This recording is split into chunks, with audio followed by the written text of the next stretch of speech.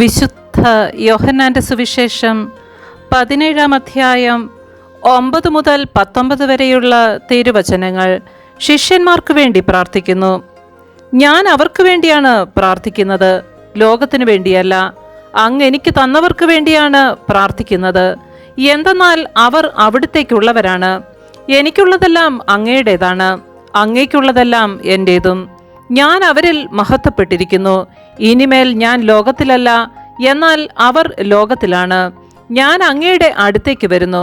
പരിശുദ്ധനായ പിതാവേ, നമ്മെപ്പോലെ അവരും ഒന്നായിരിക്കേണ്ടതിന് അവിടുന്ന് എനിക്ക് നൽകിയ അവിടുത്തെ നാമത്തിൽ അവരെ അങ്ങ് കാത്തുകൊള്ളണമേ. ഞാൻ അവരോട് കൂടെയായിരുന്നപ്പോൾ അങ്ങ് എനിക്ക് നൽകിയ അവിടുത്തെ നാമത്തിൽ ഞാൻ അവരെ സംരക്ഷിച്ചു, ഞാൻ അവരെ കാത്തു സൂക്ഷിച്ചു. വിശുദ്ധ ലിഖിതം പൂർത്തിയാകാൻ വേണ്ടി നാശത്തിന്റെ പുത്രനല്ലാതെ അവരിൽ ആരും നഷ്ടപ്പെട്ടിട്ടില്ല. എന്നാൽ ഇപ്പോൾ ഇതാ ഞാൻ അങ്ങയുടെ അടുത്തേക്ക് വരുന്നു. ഇതെല്ലാം ലോകത്തിൽ വെച്ച് ഞാൻ സംസാരിക്കുന്നത് എൻ്റെ സന്തോഷം അതിൻ്റെ പൂർണ്ണതയിൽ അവർക്കുണ്ടാകേണ്ടതിനാണ്.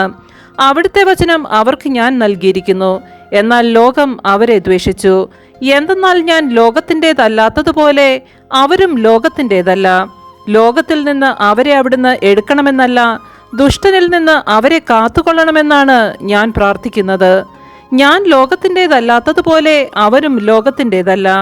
അവരെ അങ്ങ് സത്യത്താൽ വിശുദ്ധീകരിക്കണമേ. അവിടുത്തെ വചനമാണ് സത്യം.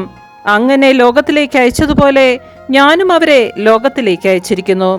അവരും സത്യത്താൽ വിശുദ്ധീകരിക്കപ്പെടേണ്ടതിന് അവർക്ക് വേണ്ടി ഞാൻ എന്നെ തന്നെ വിശുദ്ധീകരിക്കുന്നു.